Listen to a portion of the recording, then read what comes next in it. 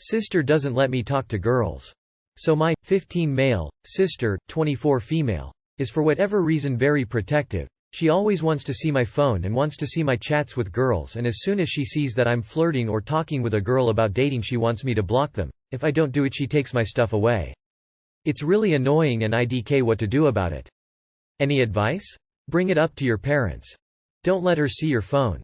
Tell her to stay in her lane and find another hobby. I'm sorry, your parents aren't helping you out with this. You can't let your sibling control your life like that. You need to tell your parents and get her to stop trying to control your life. Dude, you're 15-year-old testosterone-pumping male. Tell her to fuck off and get a life, and if she wasn't so concerned about who you're talking to, maybe she'd have her own partner. What do you mean she takes your stuff? Don't let her. You're damn near a grown man. I understand she's your older sibling, but she is not your parent.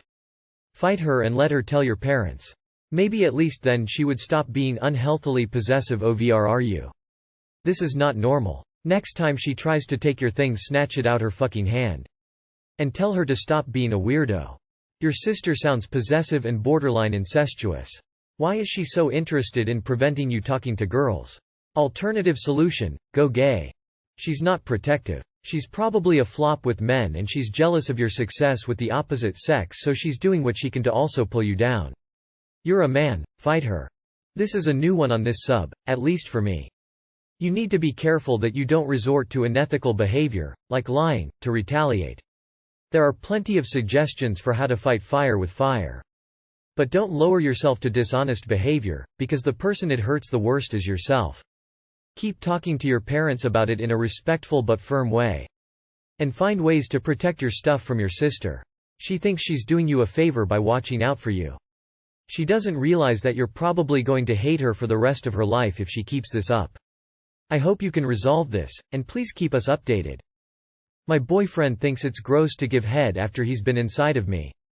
My 18 female boyfriend, 19 male, of about 2 months thinks it's gross to give head after he's been inside me, and all of his friends agree too. At first I thought it wasn't that big of a deal, but when I confronted him about it, he proceeded to tell me things like, "That's gross," and "You can do it yourself."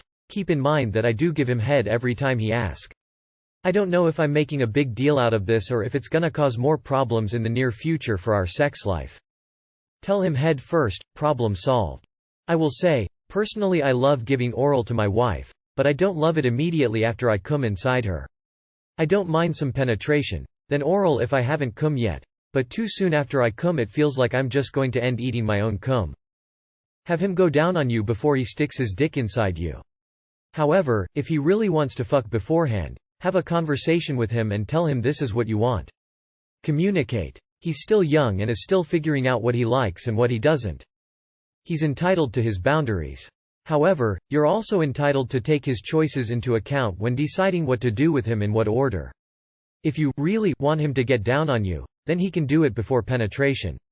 I'm not advocating to start blackmailing him into giving head under the threat of withholding sex, but to find a compromise where both of you get what they like. If he's too selfish and leaves you sexually unsatisfied, well, up to you to decide if you want to keep dating him. Don't force anyone to do anything sexually they aren't comfortable with, that applies to everyone. If you want something and you're not getting it, you're not suitable together. Why the fuck is he telling his friends about your sex life without your permission? Is that okay with you? Did you give him permission to tell them beforehand? So of course the obvious reason is he doesn't want to feel like he's eating his own cum. So the obvious answer is not to get upset at him for this, but rather rearrange the order of events. I wouldn't want to suck a dick after it's been in my vagina, either. That's a perfectly reasonable boundary. If you want head, have a conversation about it, and make it happen before penetration. How do I, 24 female, tell my brother, 37 male, that my dad, 74, and I don't want to visit anymore? My whole side of the family have never liked my Sil very much, but were cordial. We often feel like she is controlling or manipulative towards us and her husband.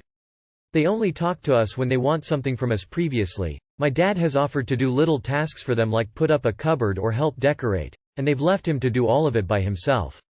Lately, they've been calling a lot saying their baby daughter wants to see us because she keeps talking about us. We've met her once for 5 hours because they lived 3+ hours away in pandemic.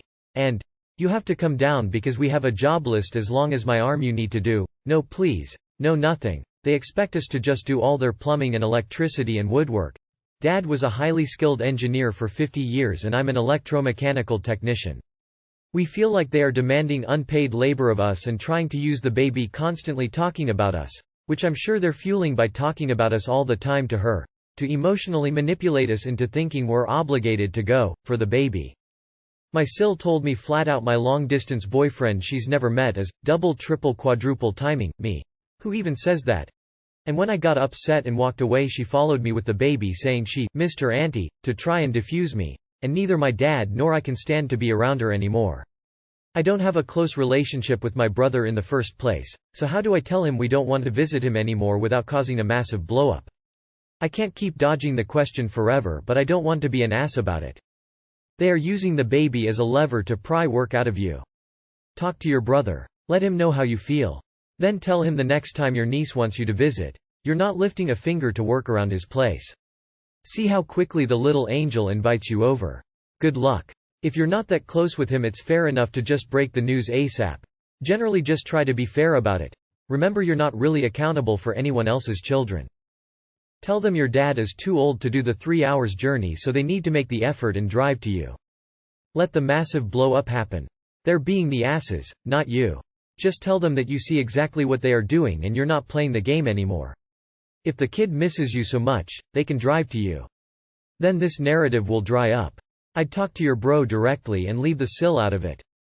Hey bro, we really missed you and your kid, but schedule is crazy right now. Why don't you come over so we see all of you instead? There is no scenario where you tell your brother you don't want to visit anymore because you don't like his wife and he's entitled and it goes over smoothly.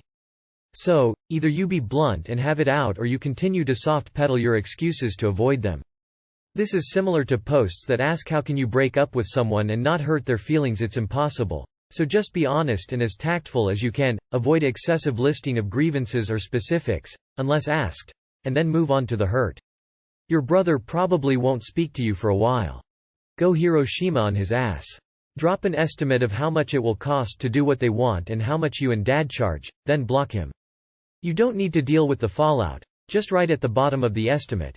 We know you are using your daughter and your wife as a huge so long sucker.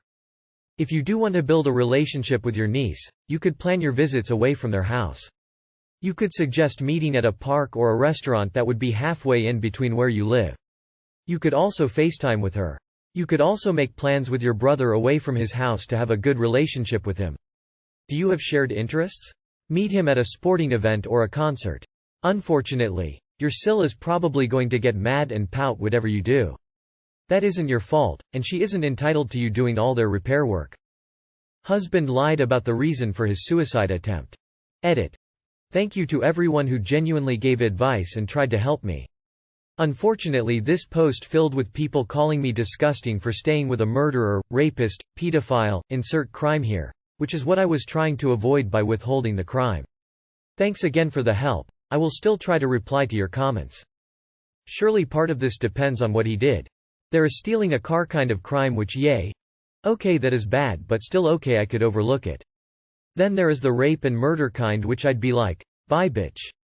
So I see why people ask and say it matters. Women making excuses for their men's bad deeds always fascinates me.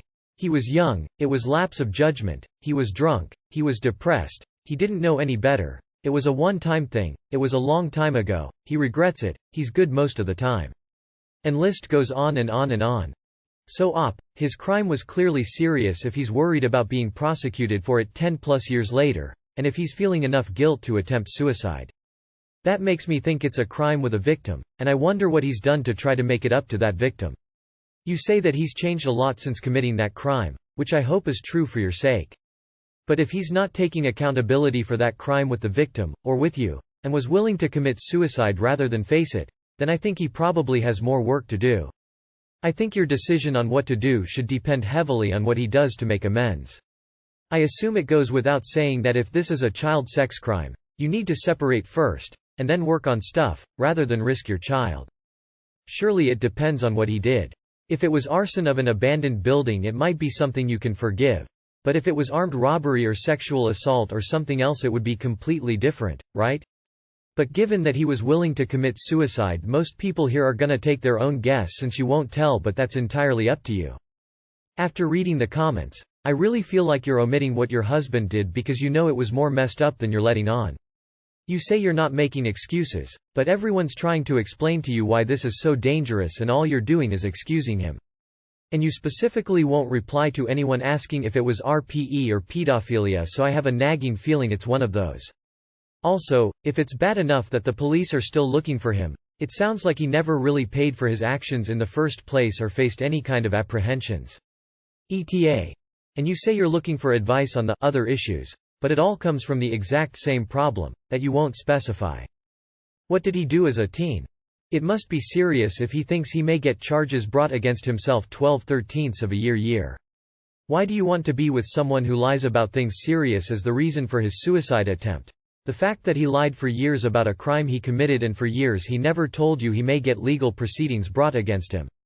This is all major stuff, and he only told you as he was worried you'd leave him if he got found out.